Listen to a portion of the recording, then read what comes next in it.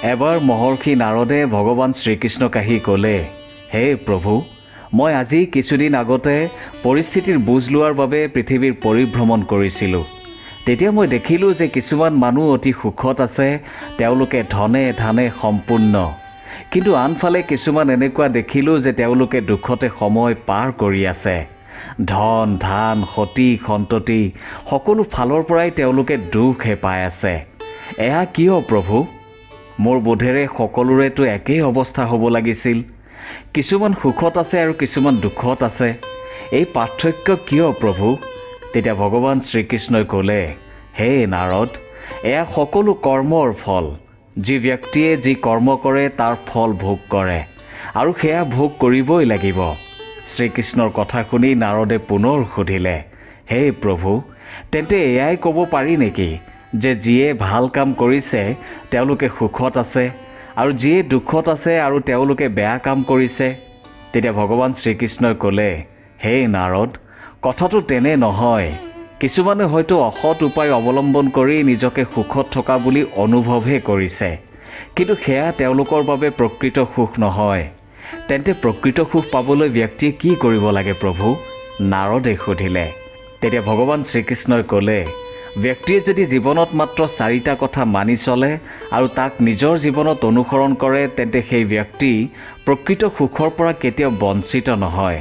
ভগৱান শ্ৰীকৃষ্ণৰ কথা শুনি নাৰদে সুধিলে, তেন্তে সেই 4টা কথা বা কাম কি প্ৰভু? যদি মানুহে সেই কথাকেইটা মানি চলে তেন্তে সকলো সুখত থাকিব পাৰিবনে? তেতিয়া ভগৱান শ্ৰীকৃষ্ণই ক'লে, হে নাৰদ, নিশ্চয় পাৰিব, কিন্তু সেয়া নিৰ্ভৰ কৰিব ব্যক্তিৰ নিজৰ ওপৰত। আৰু এই 4টা কথা জনাৰ বাবে আপুনি মহাদেৱৰ এজন ভক্ত সেই ধনী সদাগৰৰ ওপৰত দৃষ্টি ৰাখিব লাগিব। ধনী সদাগৰে কোৱা 4টা কথা মনোযোগেৰে শুনিব লাগিব, তেতিয়া আপুনি সকলো বুজি পাব। এসময়ত এখন নগৰত এজন ধনী সদাগৰ আছিল। সদাগৰ মহাদেৱৰ এজন অতি ভক্ত আছিল। সদাগৰজনৰ ওচৰত ক'বলৈ গ'লে সকলো আছিল, কোনো বস্তুৰে একো অভাৱ নাছিল। তেওঁ বহুত ডাঙৰ ডাঙৰ লক্ষ্য পূৰণ কৰিব পাৰিছিল। বহুত ডাঙৰ ডাঙৰ সফলতাৰে তেওঁ সফলো হৈছিল। এয়া নিশ্চিত আছিল যে তেওঁ যিখন নগৰলৈ ব্যৱসায় কৰিবলৈ যায় তাত তেওঁ সফলতা পাবই। তেওঁৰ জীৱনত কেতিয়াও হাৰি যোৱা নাছিল। তেওঁৰ ব্যৱসায় ইমানেই চলিছিল যে চাৰিওফালে কেৱল তেওঁৰেই ব্যৱসায়ৰ গুণ গান চলিছিল। এবাৰ সদাগৰৰ পিতৃয়ে তেওঁক 4টা কথা কৈছিল, যিকেইটা কথা সদায় তেওঁ নিয়মিত ৰূপে পালন কৰে, আৰু সেই কথাকেইটাকে তেওঁ অনুসৰণ কৰে, আৰু সেই কথাকেইটাৰ কাৰণে তেওঁৰ ব্যৱসায় খুব সুন্দৰকৈ চলিছিল, আৰু তেওঁৰ জীৱনটোত কেতিয়াও দুখ পোৱা নাছিল। এনেকৈয়ে সময় পাৰ হৈছিল। সময় যোৱাৰ লগে লগে সেই ধনী সদাগৰৰ বয়সো হৈ আহিছিল। তেওঁ বুঢ়া হৈ আহিছিল।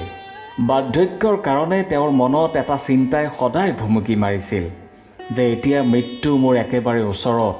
যিকোনো মুহূৰ্ততে মোৰ মৃত্যু হ'ব পাৰে। মোৰ পুত্ৰ বহুত চিধা চাধা, আৰু এই ব্যৱসায়ৰ বিষয়ে সি একোৱেই নাজানে। সি ভালকৈ পৃথিৱীখন দেখাই নাই। নমস্কাৰ নমস্কাৰ নমস্কাৰ প্ৰিয় দৰ্শক, আপুনি যদি এই কাহিনীটো শুনিবলৈ লৈছে তেন্তে আধৰুৱা নকৰিব। আপুনি যদি মহাদেৱৰ এজন প্ৰকৃত ভক্ত তেন্তে এই কাহিনীটো সম্পূৰ্ণকৈ চাই নিজৰ জীৱনটো সুখৰ কৰিবলৈ নিশ্চয় আগবাঢ়িব, আৰু কমেণ্ট বক্সত হৰ হৰ মহাদেৱ লিখি নিশ্চয় আপোনাৰ পৰিচয় দিব। আপোনালোকলৈ মোৰ এটি বিনম্ৰ অনুৰোধ, আপুনি যদি মোৰ চেনেলটোত নতুনকৈ আহিছে তেন্তে চেনেলটো ছাবস্ক্ৰাইব কৰি কাষত থকা বেল আইকনটো দবাই দিব, যাতে আপোনালোকে মোৰ নতুন নতুন ভিডিঅ'ৰ ন'টিফিকেশ্যন পাই থাকে। আহক এতিয়া কাহিনীটোলৈ আগবাঢ়োঁ। নিজৰ পুতেকৰ সকলো কথা চিন্তা কৰি ধনী সদাগৰজনে এদিন পুতেকক নিজৰ ওচৰত বহুৱাই লৈ ক'লে, মই এতিয়া বুঢ়া হৈ আহিছোঁ। যিকোনো মুহূৰ্তত মোৰ মৃত্যু হ'ব পাৰে। মই মোৰ জীৱনত তোমাৰ ককাৰ পৰা অৰ্থাৎ মোৰ পিতৃৰ পৰা 4টা কথা শিকিছোঁ। মোৰ পিতৃ প্ৰভু মহাদেৱৰ এজন অতি ভক্ত আছিল। পিতৃকো এই 4টা কথা এজন সাধুৱে কৈছিল। ময়ো মহাদেৱক জীৱনটোত মানি আহিছোঁ, আৰু সেই 4টা কথা মই মোৰ জীৱনত অনুসৰণ কৰি আহিছোঁ। সেই 4টা কথাৰ কাৰণে আজি মই বহুত সুখী। মই মোৰ জীৱনটোক লৈ বহুত সন্তুষ্ট। মই আজিলৈ কেতিয়াও কোনো ডাঙৰ বেমাৰতো পৰা নাই, আৰু আজিলৈ মোৰ ধনৰো অভাৱ হোৱা নাই। সেয়েহে তুমি দেখিবলৈ পাইছা যে মহাদেৱৰ কৃপাত এই নগৰৰ ময়েই সৰ্বশ্ৰেষ্ঠ সদাগৰ হৈ আছোঁ। আজি মোৰ ওচৰত যি আছে তাকে লৈ মই সন্তুষ্ট আৰু মই সুখী। কিন্তু মোৰ এটাই চিন্তা যে মই মোৰ জীৱনৰ এতিয়া অন্তিম সময়ত বুলি ক'ব পাৰি।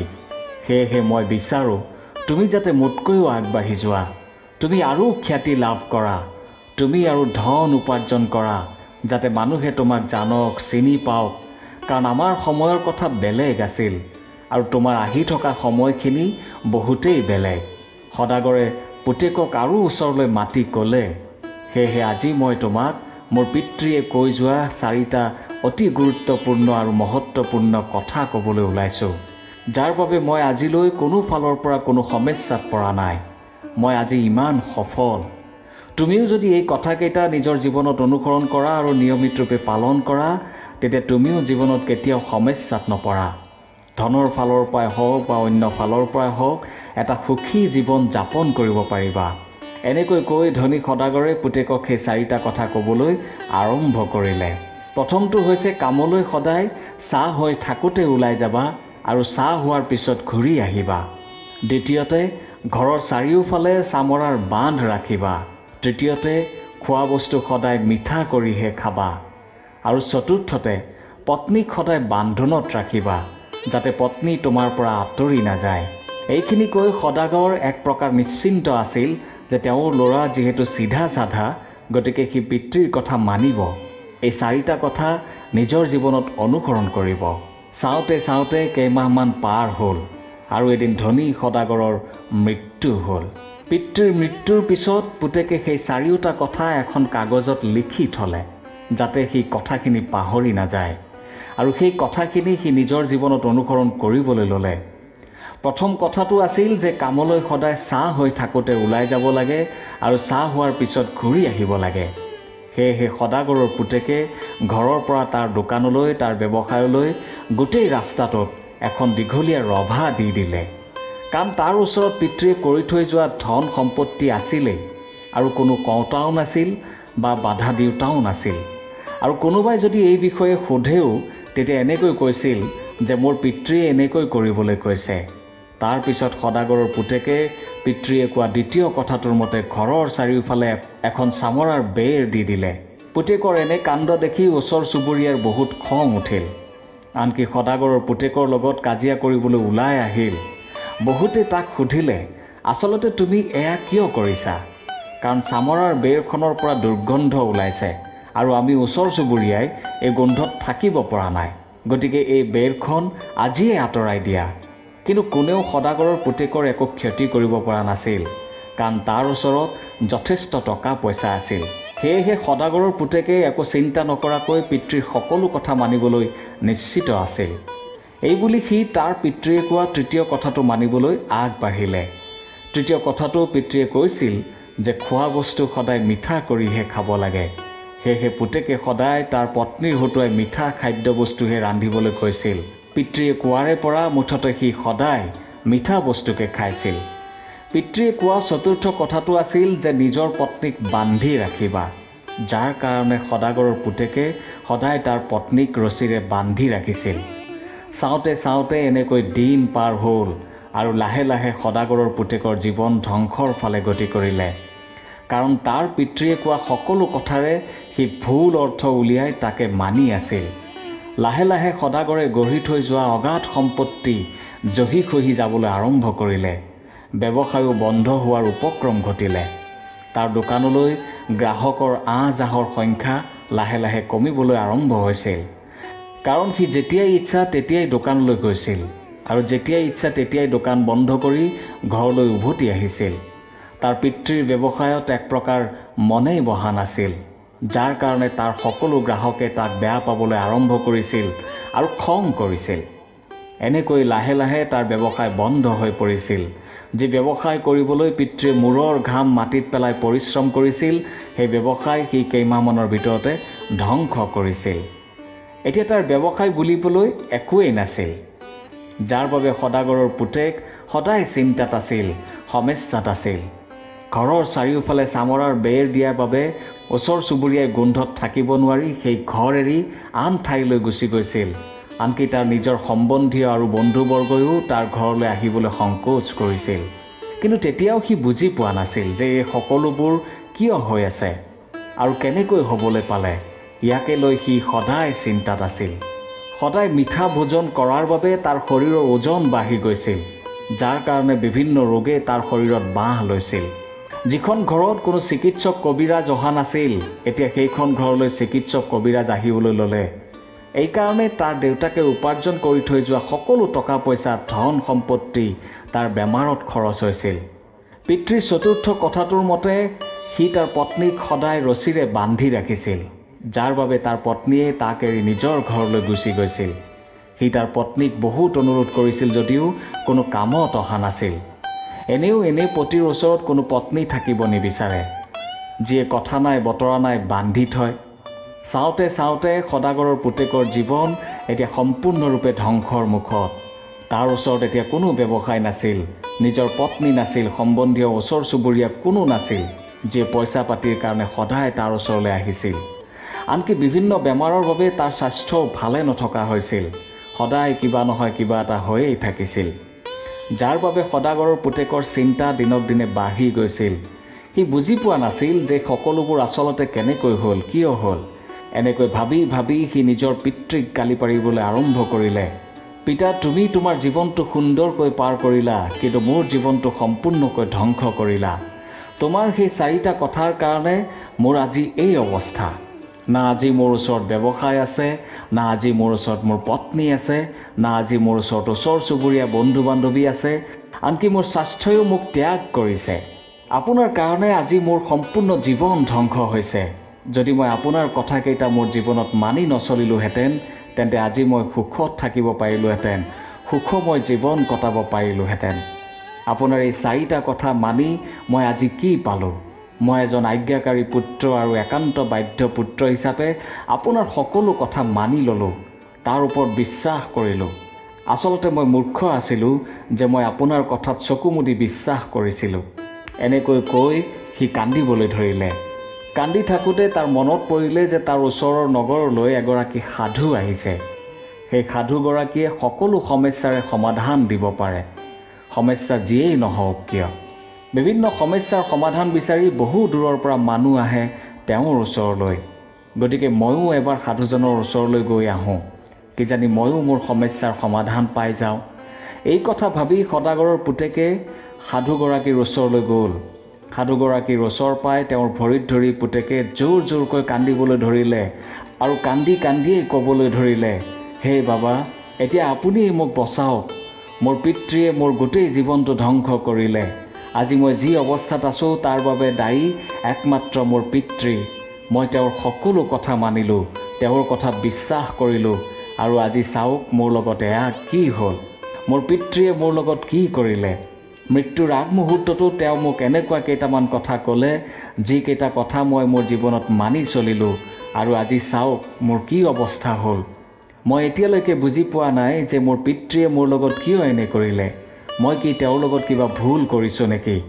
এনেকৈ কৈ সদাগৰৰ পুতেকে আৰু জোৰে জোৰে কান্দিবলৈ ধৰিলে। তেতিয়া সাধুগৰাকীয়ে ক'লে, কন্দা বন্ধ কৰা আৰু তুমি মোক সকলো কথা ভালদৰে কোৱা। আচলতে তোমাৰ লগত কি হৈছে? কিয় তুমি এনেকৈ কান্দি আছা আৰু তোমাৰ এই দুখৰ কাৰণ কি? সাধুৰ কথা শুনি সদাগৰৰ পুতেকে পিতৃয়ে কোৱা কথাকেইটা লিখি থোৱা কাগজখন উলিয়াই দিলে। সাধুগৰাকীয়ে কাগজখন পঢ়িলে আৰু জোৰে জোৰে হাঁহিবলৈ ধৰিলে। আচৰিত হৈ সদাগৰৰ পুতেকে সুধিলে, বাবা কি হ'ল? আপুনি ইমান হাঁহিছে যে? তেতিয়া সাধুৱে ক'লে, আৰে তুমিতো বৰ ডাঙৰ মূৰ্খ। তোমাৰ দেউতাইতো তোমাক সংসাৰৰ সকলো জ্ঞান দি থৈ গৈছে, কিন্তু তুমি তাক বুজিয়েই নাপালা।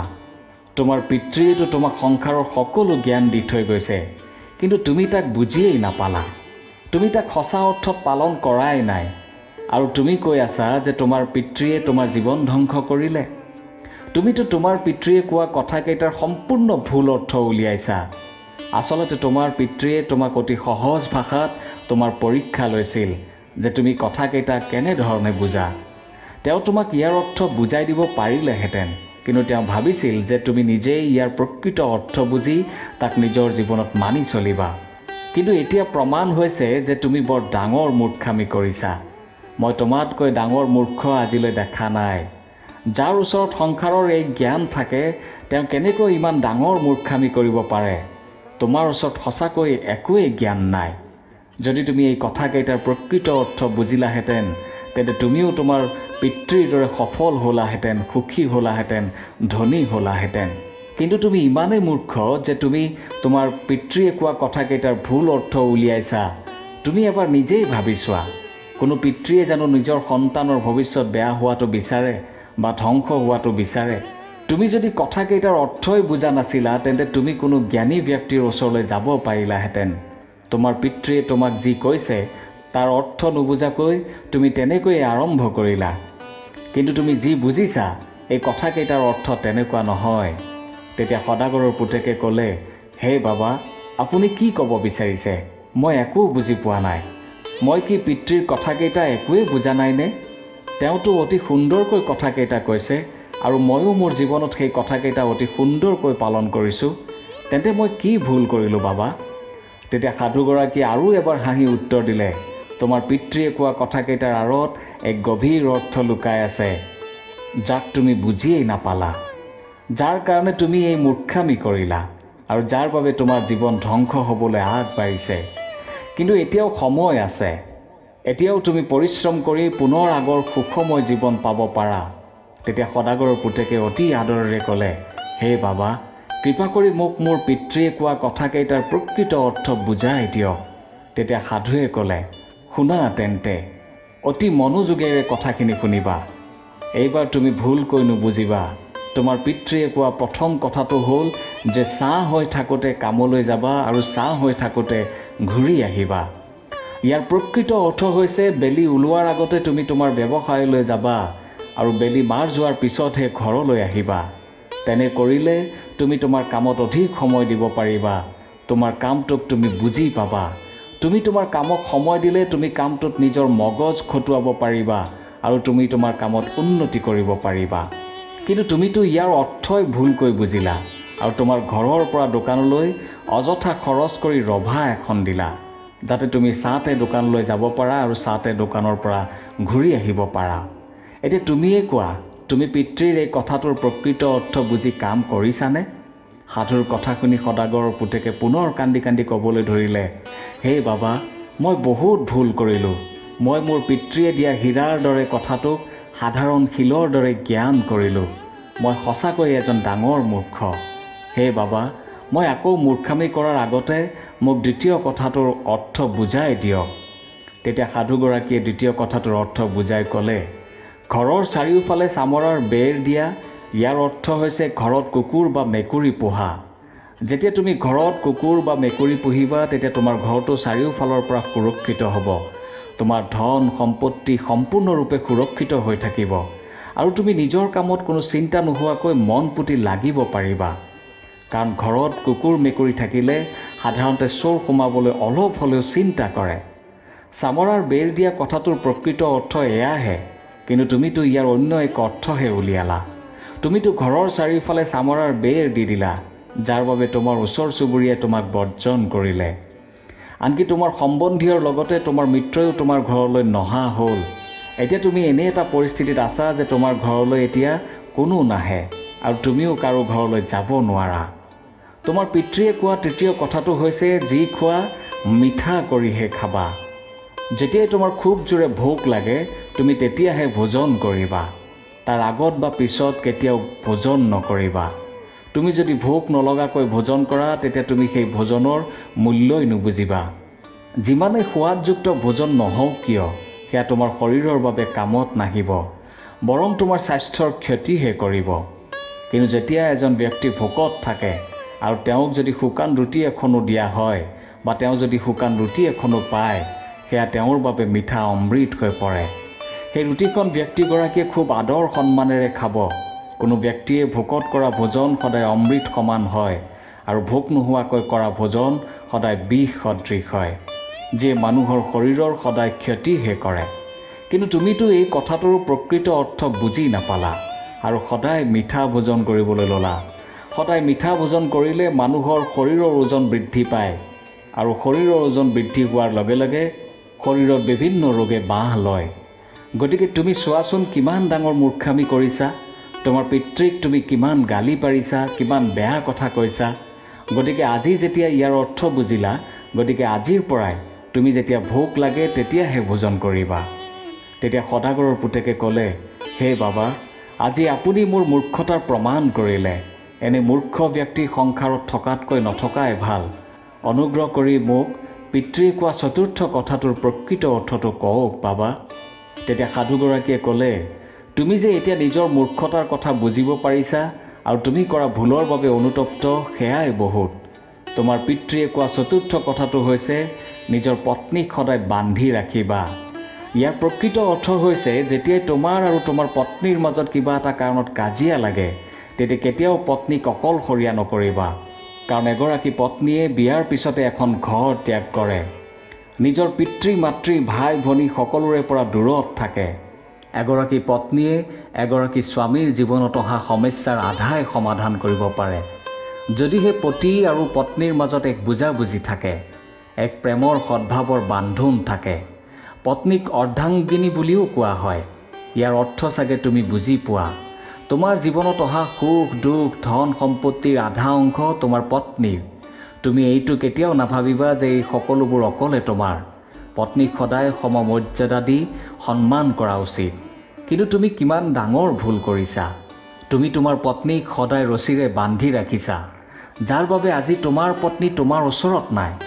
আচলতে তুমি ক্ষমাৰো যোগ্য নহয়। তথাপি তুমি যোৱা আৰু নিজৰ পত্নীৰ ওচৰত তুমি কৰা ভুলৰ বাবে ক্ষমা খোজা। কাৰণ তুমি আৰম্ভ কৰিব খোজা নতুন জীৱন তোমাৰ পত্নী অবিহনে কেতিয়াও কৰিব নোৱাৰা। তুমি কিবাকৈ হ'লেও তোমাৰ পত্নীক সন্মান কৰিবই লাগিব আৰু ঘৰলৈ আনিবই লাগিব। এই চাৰিটা কথাই তোমাৰ পিতৃয়ে তোমাক বুজাবলৈ প্ৰয়াস কৰিছিল, কিন্তু তুমি নিজেই তাৰ ভুল অৰ্থ উলিয়াই ভুল কাম কৰি নিজৰ লগতে তোমাৰ নিজৰ পত্নীৰ জীৱনটো ধ্বংস কৰিবলৈ ওলাইছা। গতিকে এতিয়াও সময় আছে যে তুমি নিজৰ ভুল স্বীকাৰ কৰি এই চাৰিটা কথাৰ যদি সঠিক ব্যৱহাৰ কৰিব পাৰা, তেন্তে তোমাৰ জীৱনটো পুনৰ সুখৰ আৰু সফলতাৰে পৰিপূৰ্ণ হোৱাত কোনেও বাধা দিব নোৱাৰে। এই চাৰিটা কথাই হৈছে আমাৰ জীৱনৰ সকলো দুখৰ সমাধান। তুমি যিকোনো ফালৰ পৰা ইয়াক চাব পাৰা। যদি তুমি সফল হ'ব খোজা, তেন্তে পৰিশ্ৰমটো কৰিবই লাগিব। বেলি ওলোৱাৰ আগত কামলৈ যাব লাগিব আৰু বেলি মাৰ যোৱাৰ পিছতহে কামৰ পৰা ঘৰলৈ আহিব লাগিব। যাতে তুমি কৰা কামটো ভালকৈ বুজি পোৱা, তুমি তোমাৰ ওচৰ চুবুৰীয়া সম্বন্ধীয় সকলোৰে লগত সদায় এটা ভাল সম্পৰ্ক ৰাখিব লাগিব, যাতে কোনেও তোমাৰ ওপৰত লাভ উঠাব নোৱাৰে আৰু তোমাৰ ক্ষতিও কৰিব নোৱাৰে, আৰু তোমাৰ পৰাও যাতে আনৰ ক্ষতি নহয়। আৰু সদায় স্বাস্থ্যকৰ ভোজনহে কৰিবা। ভোক লাগিলেহে খাবা, যাতে তুমি সুন্দৰকৈ উশাহ নিশাহ ল'ব পাৰা, অন্যথা কষ্ট পাবা। পতি পত্নীৰ সম্পৰ্কক সদায় মূল্য দিবা, সদায় এক বন্ধনত ৰাখিবা। ঘৰত কুকুৰেই হওক বা মেকুৰীয়েই হওক পুহিবা, কাৰণ পোহনীয়া জন্তুৱে ঘৰখন সুৰক্ষিত কৰাৰ লগতে মনৰ পৰা নেতিবাচক চিন্তাবোৰ নাইকিয়া কৰাত সহায় কৰে। এই বুলি কৈ সাধুজনে সদাগৰৰ পুতেকক আশীৰ্বাদ দি ক'লে, যোৱা, তোমাৰ জীৱনটো নতুনকৈ আৰম্ভ কৰা। মোৰ আশীৰ্বাদ সদায় তোমাৰ লগত আছে। তুমি সঁচাই বৰ চিধা চাধা। জীৱনত ইমানো চিধা চাধা নহ'বা যে তুমি আনে কোৱা কথাৰ প্ৰকৃত অৰ্থই বুজি নোপোৱা। সাধুগৰাকীৰ চৰণ চুই প্ৰণাম কৰি সদাগৰৰ পুতেকে নিজৰ ঘৰলৈ বুলি বিদায় মাগিলে আৰু পিতৃয়ে কোৱা চাৰিটা কথা নিজৰ পত্নীকো বুজাই দিলে আৰু পত্নীৰ ওচৰত ক্ষমা খুজি পত্নীকো ঘৰলৈ উভতাই আনি এক নতুন জীৱনৰ আৰম্ভণি কৰিলে। কাহিনীটোৰ শেষত ভগৱান শ্ৰীকৃষ্ণই নাৰদক উদ্দেশ্যি ক'বলৈ লওঁতেই নাৰদে ক'লে, হে প্ৰভু, মই সকলো বুজি পালোঁ। পৃথিৱীবাসীয়ে যদি এই চাৰিটা কথা মনত ৰাখি কাম কৰে, তেন্তে কোনো ব্যক্তি দুখত নাথাকে। সকলোৰে দুখৰ অন্ত হ'ব, সমস্যাৰ অন্ত হ'ব। ধন্য প্ৰভু, আপোনাৰ এই অমূল্য বাণী শুনি মই নিজকে ধন্য মানিছোঁ। ধন্যবাদ।